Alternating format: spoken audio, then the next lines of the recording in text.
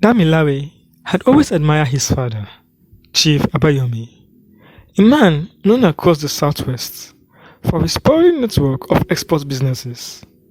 Chief Abayomi was strict but loving, always reminding Damilare about the importance of discipline and hard work. However, Damilare's carefree nature often made him dismiss those lessons. When Chief Abayomi passed on suddenly from a stroke, Damilare's world crumbled. He was thrust into a world he was neither prepared for nor interested in, managing the father's wealth. On the day the will was read, Damilare was handed the key to the empire. His mother, siblings, and extended family looked to him to lead. But instead of taking charge, he found himself lost in a world of luxury. "Don't worry, I've got this," Damilare reassured his mother, Ranti. But deep down, he had no idea what he was doing. At first, Damilare tried to handle the business, but meetings bored him, and signing documents felt like a chore. Before long, he began delegating his duties to the managers, trusting them blindly. This left him with plenty of free time and money. Damilare became the life of the party. His weekends were filled with expensive outings, luxury vacations, and wild nights in Lagos clubs. He quickly became a household name among socialites, known for throwing the most extravagant parties. It was at one of those parties that he met Jumoke, a charming and intelligent woman who stood out from the crowd. Jumoke wasn't impressed by Damilare's flashy lifestyle. She challenged him in ways no one else dared to. "Do you even understand the gift your father left you?" she asked him one evening. "What do you mean by that?" Damilare retorted, sipping from his glass. "I mean, do you realize how many people depend on that business for their livelihood? What happens if you ruin it?" Her words stung, but Damilare laughed them off. Jumoke intrigued him, but he wasn't ready to change. By the third year of his reckless spending, cracks began to show. The company's finances were in shambles. Damilare's trusted managers were embezzling funds, and customers began pulling out. Yet, Damilare remained oblivious, living in denial of the looming disaster. The breaking point came when the family's mansion, where his late father was buried, was put up for auction to settle debts.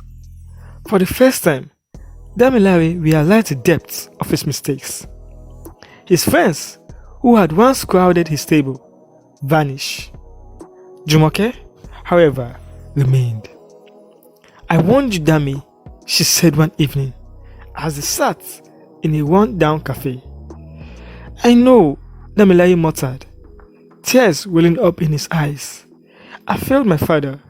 I failed everyone." What do you think will happen next? Part 2 coming soon. Thank you so much for watching this amazing tales on Mystic Tales TV at Mystic Tales Africa. Please don't forget to subscribe, leave a like and comment, invite your friends and loved ones, as we promise to keep posting more insightful, amazing, thrilling and educational videos such as this for you and your household. Don't forget to subscribe and await part 2 soon. Until then, we say we love you and bye bye. "It's not too late," Jumoke said firmly, "but you have to work harder than you ever had before." Jumoke introduced Damilare to her elder brother, Benga, a former business consultant who agreed to mentor him. Benga didn't mince words. "If you're serious about fixing this mess, we have to start at the bottom. No shortcuts," he said. Damilare began working as a delivery agent for a small logistic firm. It was humiliating at first. He was used to being chauffeured in luxury cars, not riding battered motorcycles through Lagos traffic. But he swallowed his pride and kept going.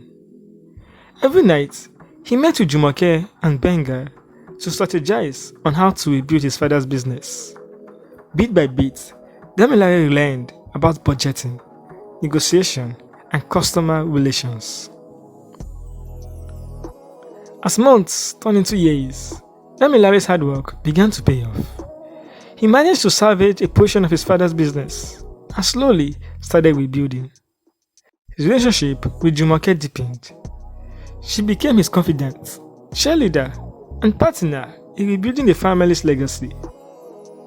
One rainy evening, as they stood under the shelter of a street vendor canopy, Damilare turned to Jumoke. "I don't deserve you," he said. "You deserve a second chance, Dami. Just keep proving it," she replied with a smile.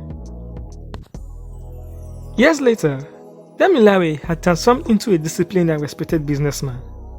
The company, now rebranded as Abayomi Logistics, was thriving again. Damilare didn't just rebuild his father's legacy, he expanded it.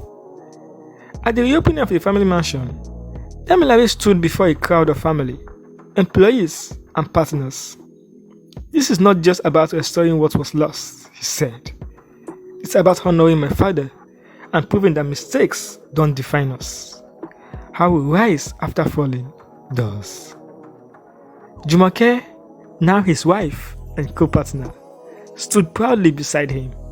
Together, they had not only rebuilt a business, but also built a life filled with love and purpose. Thank you so much for watching Amazing Tales on Mystery Tales TV at Mystery Tales Africa. Please don't forget to like, leave a comment about the story, and also subscribe to this channel as it helps us bring more amazing, insightful, intriguing, educational, love-filled, and romantic tales such as this for you and your household. We love you and we say thank you for your support so far. Until our next video, we say bye bye and don't forget to subscribe.